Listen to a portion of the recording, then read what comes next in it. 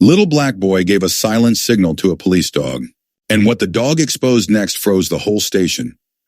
JFK Central Terminal was packed.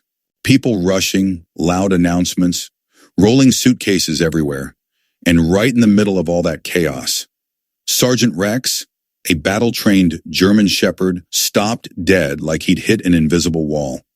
His ears shot up, his eyes locked across the platform, on a moving crowd, on a perfect family, a polished white woman in designer clothes holding a little boy's hand way too tight, a man beside her talking like a corporate exec, two other kids dressed like they belonged in a catalog. Normal, right?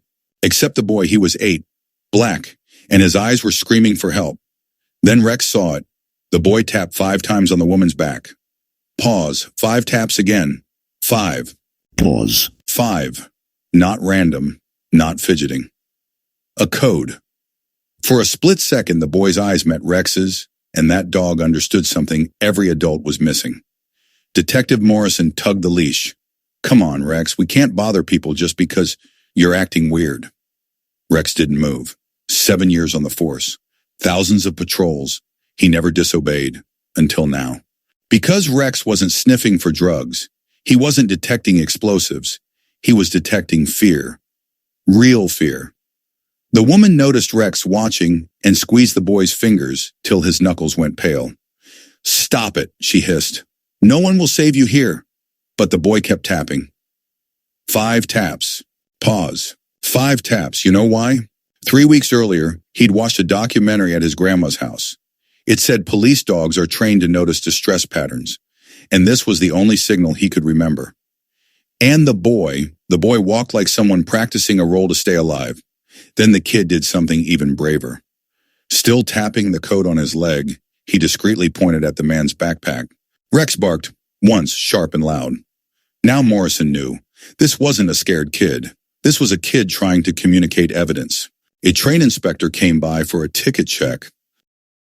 It had said, "We are not their children. Help. There are 12 of us. Black backpack has proof." The inspector's eyes snapped to Morrison. Morrison nodded slightly. Now it was go time. At the next stop, the boy executed the final move.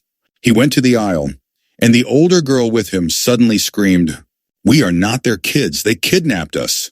The entire car went silent. People stood up. Phones came out. The perfect family panicked. The woman tried to smile. They're confused, a trauma. Adoption is hard. The boy cut her off, loud enough for everyone to hear. If we're your children, what's my full name? My birthday? Where was I born? She froze. Couldn't answer a single thing. Detective Morrison stepped forward. Open that backpack, now. The man stammered. You don't have authority. Morrison flashed his badge. Rex moved straight to the boy and planted himself between the kids and the couple like a wall. Backpack opened. And inside, fake passports, stacks of forged birth certificates, photos of children with prices next to their names, a notebook listing routes, buyers, and deliveries. The whole car gasped. The woman screamed, trying to run. Too late. Handcuffs clicked on both of them right there. While they were dragged away, the boy finally breathed for the first time in 3 weeks. He looked at Rex and whispered, "I knew you'd understand." Rex leaned in and licked his cheek. 6 months later, that 8-year-old testified in federal court.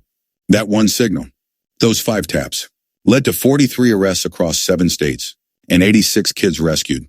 Everybody thought the dog was the hero. But Rex knew the truth. The hero was the little boy who refused to stay silent and was smart enough to turn survival into a rescue mission. If this story hit you, follow for more reels where courage shows up in the smallest bodies and justice still wins.